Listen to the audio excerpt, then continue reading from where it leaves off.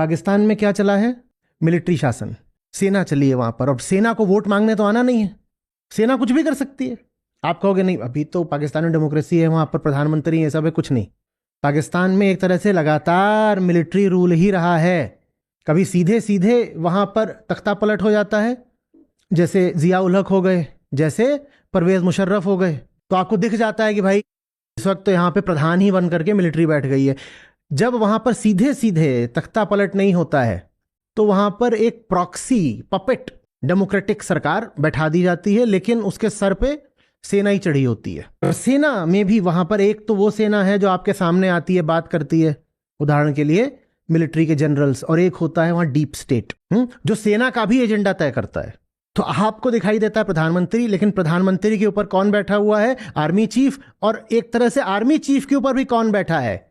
Ideology. और वो जो आइडियोलॉजी है वो वहाबिस्ट है। ये तीन हैं जो वहां पर जाकर के मिल जाते हैं। पाकिस्तान गरीब देश है, उसके पास बस मैन पावर है। आइडियोलॉजी वो उधार लेता है सऊदी अरेबिया से, और मनी वो लेता है अमेरिका से। ये तीन मिलते हैं पाकिस्तान में आकर के। तो उनको जनता को जवाब नहीं देना, कुछ भी कर सकते हैं। और जवाब कौन देगा? डीप स्टेट क्या है तुम्हें पता है? फंडिंग करने वाला कौन है तुम्हें पता है? तो कुछ बर्बादी हो भी गई तो बर्बादी किसके कारण हुई तुम्हें पता भी नहीं चलेगा। तुम माने पाकिस्तान की जो जनता है, जो उनकी अपनी आवाम है, उन्हें भी नहीं पता चलेगा उन्हें बर्बाद किसने किया। भारत में तो अगर बर्बादी हो जाती है तो तुम जाकर के अपने नेता का गला पकड़ लेते हो। पाकिस्तान की जनता को पता भी नहीं है कि गला पकड़े तो किसका पकड़े। वहां पर राज्य करने वाला कौन है यही स्पष्ट नहीं है। इसीलिए भारत भी जब पाकिस्तान से बात करता है तो बड़ी समस्या रहती है। आकड़ अलग चीज होती है, लेकिन जो जमीनी हालात है वहां बहुत बुरे हैं आम आदमी के।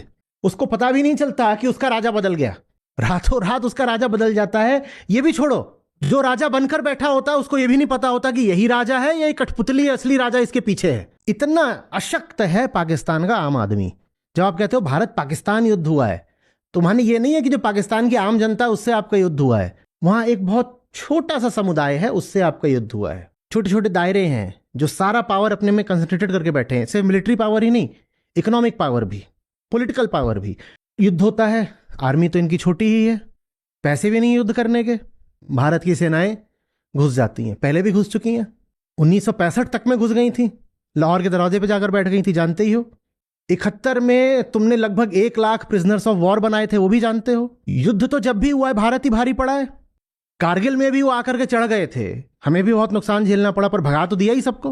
होना इस बार भी वही है, बल्कि जो इकोनॉमिक और मिलिट्री एसिमेट्री है, असमानता भारत और पाकिस्तान में, वो बढ़ ही गई है कारगिल के बाद से।